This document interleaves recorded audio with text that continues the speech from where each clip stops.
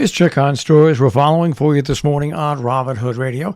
Pat Pagano's tri-state forecast calls for a partly sunny day, scattered thunderstorms by this afternoon, low 80s. We'll get the full details on that tri-state forecast coming your way in just a few moments.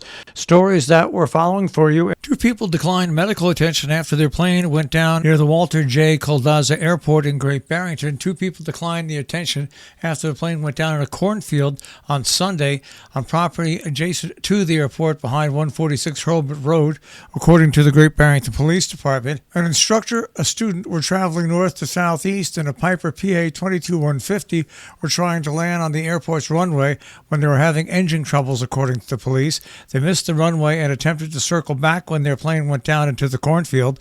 The Federal Aviation Administration is investigating that incident. In a story in the Republican American over the weekend, quote, "We can't continue on as Gear always has," end quote. "As time changed, so must Canaan staple." That comes from the director of Gear Village, Kevin O'Connell, during a recent interview with the Republican American. Toward that end, the outpatient physical therapy office operated by Michael Mangini that had been housed at a section of the nursing home recently was closed. The pharmacy is no longer run in-house, but it's contracted out to Hemlock Pharmacy of Meriden. O'Connell said once Hemlock secures the necessary license, it will be able to serve the entire tri-state community. Gear is also selling off the 20 apartments it owns on two different compounds and several small houses, noting that when they were first purchased, it was thought they would be occupied by employees, but very few employees live in those residences. By the way, Gear has received a certificate of need for a $2.2 million state grant through July 2023 to build a new nursing home on land north of the present location. The nursing home, which opened in 1970, is a tired building, according to O'Connell. Gear can make investments and may need a large partner to help with the rebuilding and the costs of construction. Some big votes coming up for Kent voters in the next several months. The Board of Finance has agreed to recommend sending two large expenditures to an upcoming referendum. Taxpayers will be asked to approve spending $200,000 for a school resource officer at Kent Center School and an additional $100,000 for emergency medical staffing costs that are expected to be exceeding the current budgeted turnout amount. Now, speaking about resident troopers, are resident troopers worth the cost? Area towns are assessing that value associated with police coverage in the state of Connecticut. Is the state resident trooper program worth its price? It depends on who you ask. In 2015, Norfolk got rid of its resident trooper program because town leaders decided it was becoming too expensive at that time. Then Governor Daniel Malloy was proposing municipalities pay 100% of the cost of the program, up from 70%. Norfolk had a population of about 1,600 residents and a crime rate that was barely a blip on the screen. Just 13 offenses, nonviolent, reported in 2020 in the latest statistics.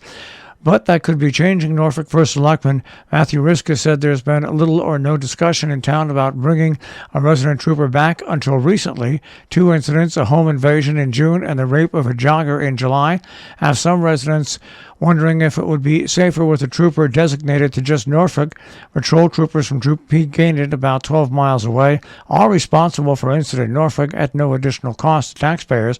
Having a resident trooper program again will be discussed during the next budget season, according to Riska. He's looking into how much the program would cost. The Community Development Corporation of South Berkshire has announced they have welcomed Carol Bosco Baunman as executive director. Her chief interests include nature and wildlife, oceans, growing food, and empowering people and communities. She's lived in Housatonic with her husband, her cats, and dogs since 1996. The current projects that they handle include the Windrush Commons, a 49-unit affordable housing complex under construction at 910 Main Street, Great Barrington, as well as the Small Business Technical Assistance programs, which to date has mentored and assisted nearly 50 small business owners and entrepreneurs in Berkshire County. In 2021, Bentley Apartments was completed providing 45 new affordable housing units for low to moderate income individuals and families in the Berkshires. Some meetings going on in our towns this week in Sharon. The Board of Education meets today, and the American Rescue Plan Act has a meeting at 4:30.